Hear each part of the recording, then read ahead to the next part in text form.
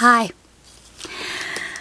I thought I would come on, and I'm going to call this just different topics. Any topic. I think that's what I'll call this series. Any topic series. I wanted to start with this one because with going through the estate and everything with my husband, I realized that he was addicted to gaming. Now, I do know some of the reasons behind that, and I'm not going to discuss those here. But at the very end, with his cancer, he was spending probably 3 to 4 hours a day gaming. Now, I didn't do anything about it. I didn't confront him, especially during the cancer treatment, because when we got the diagnosis, I knew that it was not going to end well for Thomas. But Thomas was very determined that he was going to beat this. Well, being a retired RN, I've seen this type of cancer and the metastases that he had, and I knew that they were short of a huge miracle, which happens, and it does, that was not in the cards for Thomas. But I encouraged him to continue with that belief, because I think that gave us longer time together. But the reason that I'm addressing this is because going through the estate and seeing the amount of hours that he played, I know that it affected our relationship. I had tried to address it with him several times, and he got very angry about it. And this was before the cancer diagnosis, and he wasn't playing 4 hours a day then, but he was playing quite a bit. So I thought, why not? Let's address this.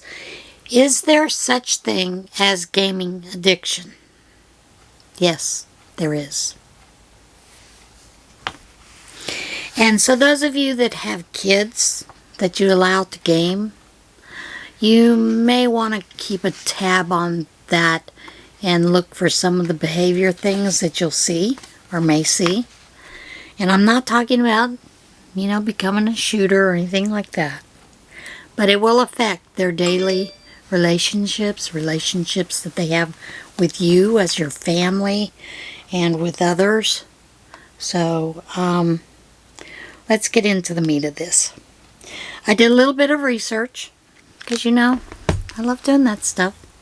So I'm going to read to you a little bit about this. How many hours of video games is too much? When concerned about a gaming disorder or gaming addiction, most people wonder, how many hours of video games is too much? After all, people who enjoy gaming can spend a lot of time in front of a screen, passing hours upon hours engaged in virtual worlds. Is there a threshold for addiction? A time limit for harmless playing beyond which gaming is excessive? The answer to that question is how many hours of video games is too much might surprise you. And quite honestly, it's debatable. Experts in the fields of physical, mental health, child development, and psychology conduct ongoing studies of the impact of screen time. Time spent using electronic devices, including video game devices. The results? Disagreement and debate. The most definitive answer is there isn't yet a clear recommendation for a maximum number of hours kids or even adults should play video games, and generally using screens. We do know that constantly being on screens, there is a magnetic field that comes through and can cause some problems. And there are devices that you can get to counteract that. You know, the blue reading glasses, they tell you to use if you have to do a lot of screen time for work or whatever with computer. But let's go a little deeper. San Diego State University psychology professor and researcher Jean Twenge maintains a safe limit for teens is 1 to 2 hours daily. The American Academy of Pediatrics says the 1 to 2 hour limit is for young children. 2 to 5 and older and teens have consistent limits but don't define that numerically. A study authored by Twenge and conducted by San Diego State University and Florida State University found that in teens, more than 5 hours of video games is too much. A 2010 survey by the Kaiser Family Foundation found that many youths are playing for more than 50 hours a week, which far exceeds the 5 hours daily mark. Yeah, it's a big issue. Problem gamers play video games between 80 and 100 hours per week, and more than double full-time employment or school. Think about that. That's more than double full-time employment or school. And that is indisputably too much. While there isn't a consensus on how many hours of video games and general screen time is too much, the finding by Twenge and her colleagues that more than 5 hours a day is excessive seems reasonable. More than that, it interferes with the amount of sleep that you get per night, the amount of time doing homework, or the time amount available for activities, including movement, exercise. No one can definitely say how much gaming is acceptable. Not only that, some researchers and psychologists argue that the amount of time spent on the gaming is irrelevant and that too much isn't a real issue. I can tell you, it is a real issue. How many hours of video games is too much? Does it matter? The amount of time spent gaming may not matter as much as whether playing games are interfering in life. That's the key word, interfering in life. It's not simply a matter of hours spent playing video games. The issue may be when rather than how much. When are they playing? When does it become a habit problem? Once again, the answer isn't set in stone. Dr. Peter Gray, a research professor at Boston College, explains that many people spend a lot of time pursuing hobbies and passions, and that they're not addicted to those passions. It's the same for gaming. Someone can love video games, get much joy from them, play them for many hours every day, and not have a gaming disorder or video game addiction. Researchers at Oxford University have taken this notion a step further. After studying the issue of limiting video game time and general screen time, they concluded there is no correlation, positive or negative, between digital or online activity and well-being. Limiting time playing games, therefore, might not be all that beneficial. In fact, they assert modern screen use above the recommended limits might actually be linked to slightly higher levels of children's well-being. The true issue might not be the hours spent playing the games, but how the play interferes in someone's life, and that is the big issue. Gaming can have a negative impact on those engaged in the activity. Some of those negative effects of video gaming include poor school work performance, relationship difficulties, social isolation, sleep deprivation, hopelessness, depression, suicidal thoughts, poor health, dehydration, lack of nutrition, obesity, and deep vein thrombosis from prolonged sitting, blood clots. These problems may indeed be caused by too much time playing video games, but the jury is still out on how many hours is too much. One way to answer that question for yourself is to reflect on your own life and your own gaming. Do you want to spend less time playing but find it hard to do?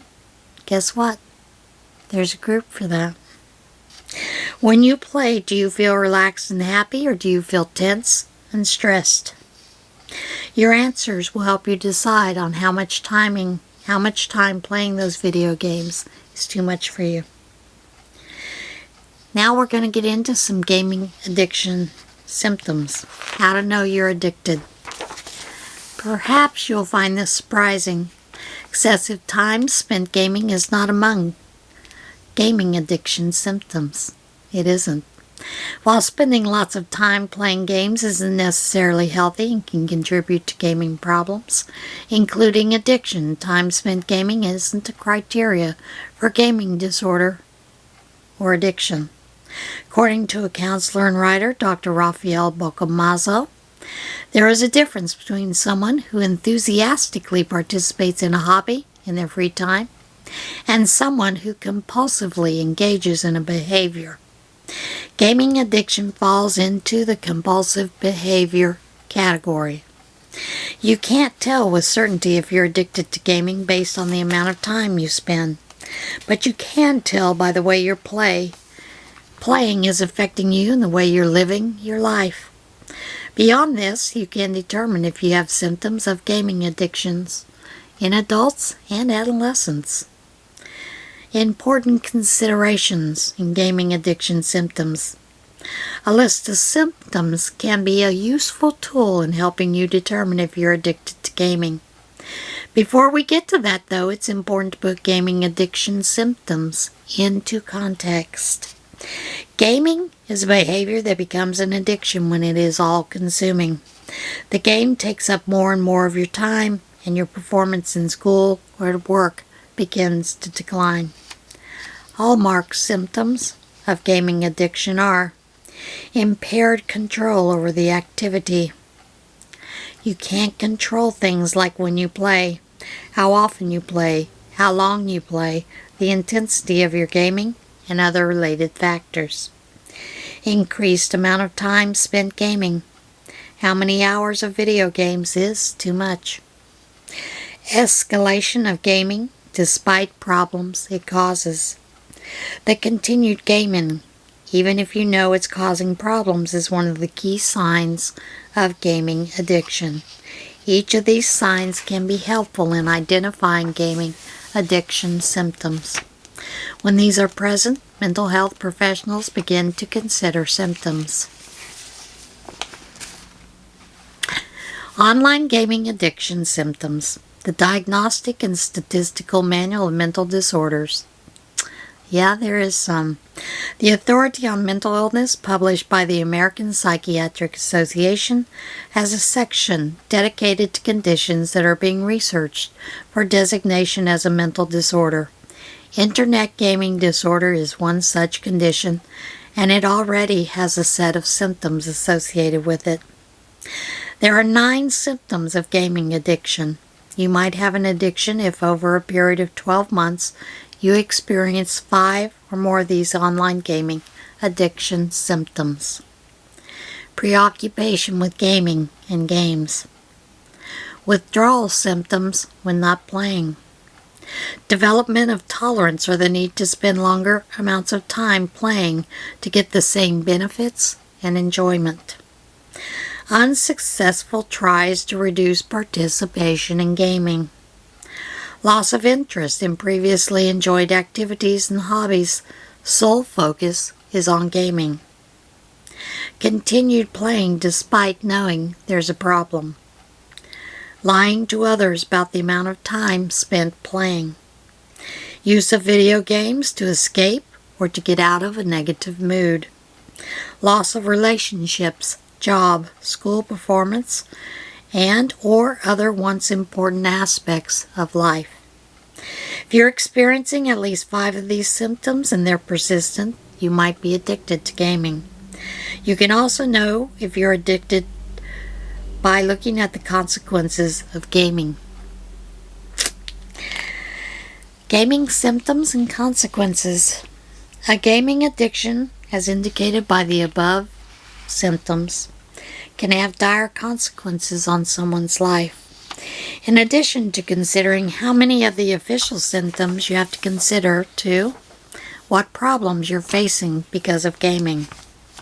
Gaming can lead to negative effects such as anxiety is related to gaming addiction, including social phobia, depression, poor impulse control, sleep difficulties, health problems due to decreased physical activity and nutrition, relationship problems including marriage problems and loss of friendships, declining academic or work performance, truancy or absenteeism, declining self-care, vision and hearing problems.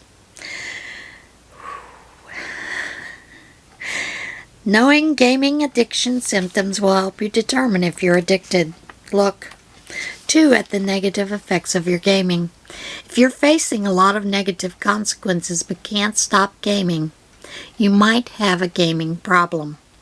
Problems including gaming addictions have solutions and treatments for those addictions.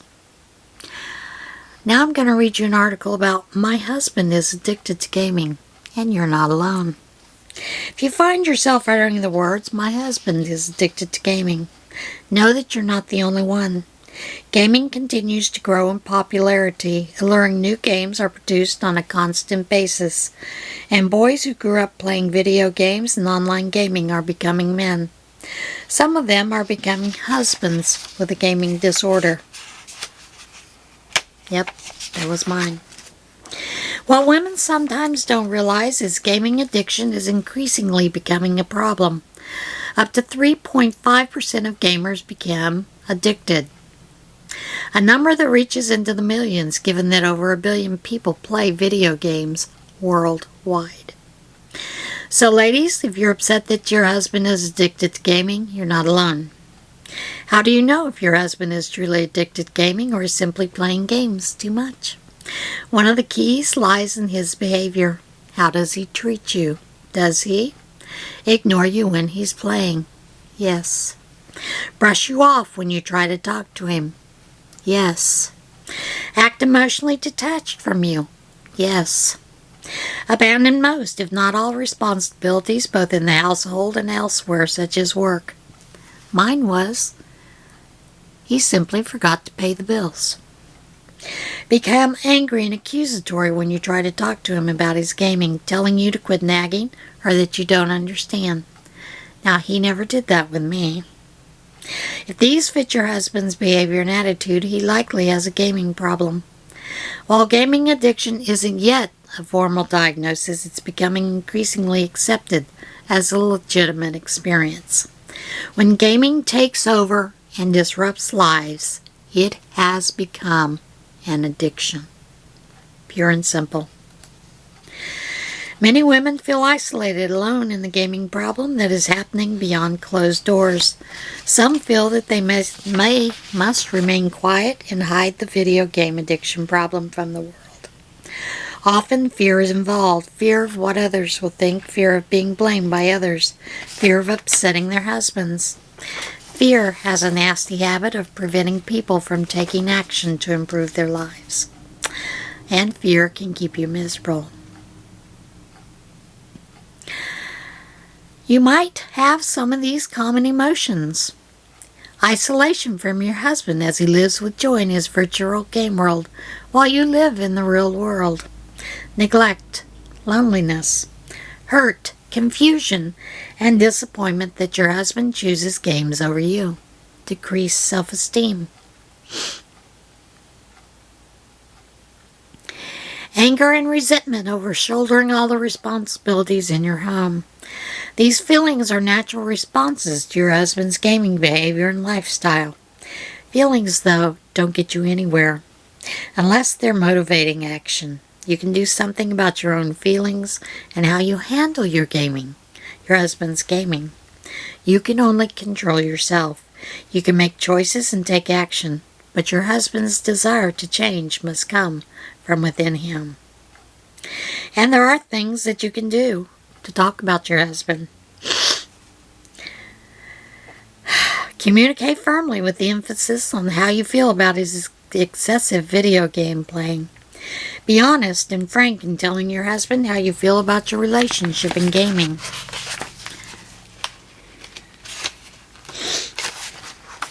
And this goes for partners, friends, family members. Create new connections and activities in your life and hone them so you have fun and form friendships. This is good for you and shows your husband that you're living life without him. Seek support. There are online groups. Online Gaming Anon for spouses of video game addicts provide valuable information and support from people in situations like yours. Work with your husband to develop alternative activities that you can do together to replace video games. Don't call him names or accuse him of things like liking his gaming friends more than he does you, as that puts him on the defensive and ready for a fight. Settle for being second fiddle to his video games. Offer to join him as he plays games, as that doesn't involve quality engaging time together, and it doesn't. Enable him by bringing him food and drink. Make appointments, covering for him with boss calls. As frustrating as it is to be married to someone who is addicted to video games, you're not doomed to put up with it forever. If you find yourself saying in exasperation, "My husband is addicted to gaming," use that frustration to care for yourself and act for a positive change for yourself. Now I am going to talk about one more aspect. My husband spent thousands of dollars on video games. Not only for himself, but for a friend who was in financial distress issues. And he purchased games and paid for some of those games for this person. So much so that, and this is where it comes in with the estate, I found that for the past 7 months, he was not even paying the interest on his credit cards. He only made a payment when he needed to buy a new game. Now these are cards that are in his name.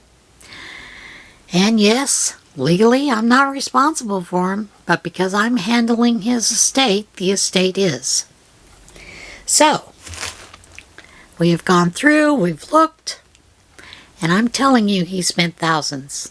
He spent probably $400 to $500 a month on subscriptions to different games.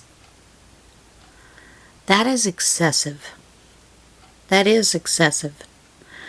And especially when you're not paying the bills, doing the things, those responsible things that you wanted to be responsible for. So, take it with a grain of salt, folks. But you might want to consider, if you too have a gaming addiction, how far does it take? How much does it affect your relationship, not only with your spouse or loved ones, but with friends, with just colleagues you work with, those kind of things. All right, guys, that's enough for this topic today. I hope you enjoyed it, and I hope it gave you a little bit of food for thought. So, yeah, that's it for today. Be kind to yourself, be kind to one another, love yourself, and by all means, get out there and see this big, beautiful world, and I'll see you again soon. Bye.